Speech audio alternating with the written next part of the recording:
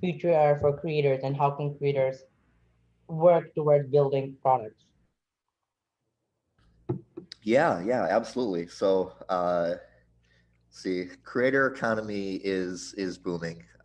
It's it's all about trying to make it easier for talented people to go independent.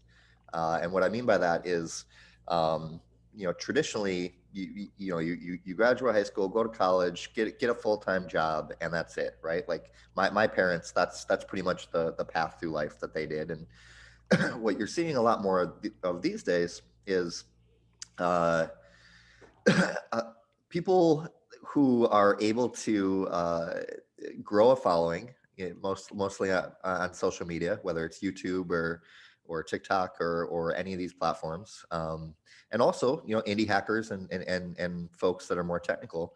So growing an audience kind of as a first step, and then once you have an audience and you've kind of proven that you have something unique to say, something genuine to say that these people care about. Um, it's then a question of well, if you already love kind of the type of content that you're creating on the side, why wouldn't it be a natural to go and do that full time, right? And I think a lot of people who are passionate, ambitious, and who have like side hobbies, whether that's music or writing or creating videos, or like myself, coding on the side, right?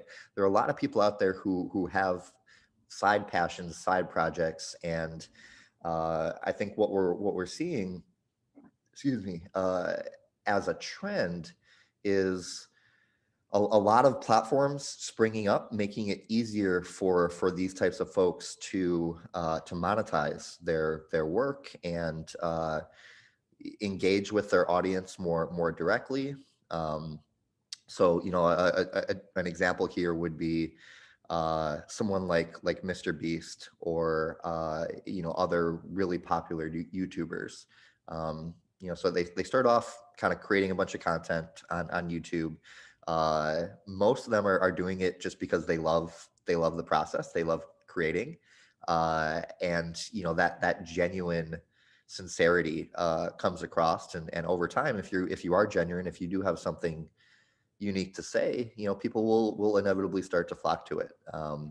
And so, once you build up enough of a following, like Mr. Beast is an extreme case, obviously, Yeah. but there are a lot of people out there who are creating content on YouTube and other platforms very similar. And once you have built up a bit of authority and um, a bit of an audience, it's natural to then ask, well, how, how can I make this my full-time thing instead of working for a more traditional company? And that's kind of in a nutshell what the creator economy is all about. Yeah, I think it's growing a lot. Like I think myself included, Mr. BC is like a nice. You're right. It's like a far stop, but it makes sense.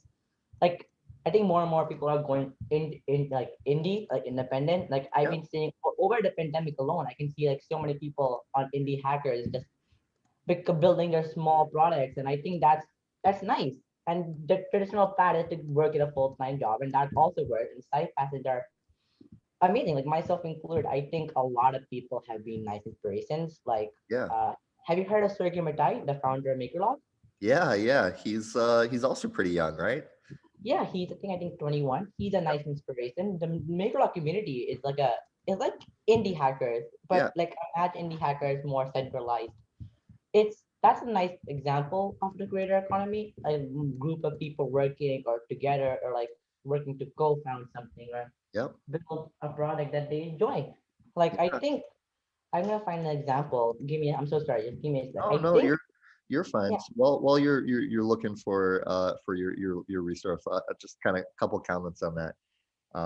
So community is really important for creators, and I think indie hackers are a great example of one type of creator, and you have really passionate developers and designers and people who would consider themselves makers, who um, who like to build and who are uh, really like enraptured by the prospect of going independent and not necessarily so it's like a different mindset from going and being a startup founder, right? Because startups generally it's like go big or go home, and you know in terms of fundraising and in terms of your approach to things, they kind of have to be bigger plays, and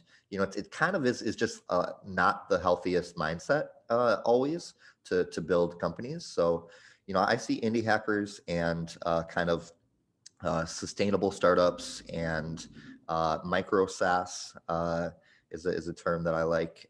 All kind of aimed at providing solutions to these types. Motivate. Yeah, sorry. Yeah, continue. Sorry, my Oh bad. yeah, no, go ahead, go ahead.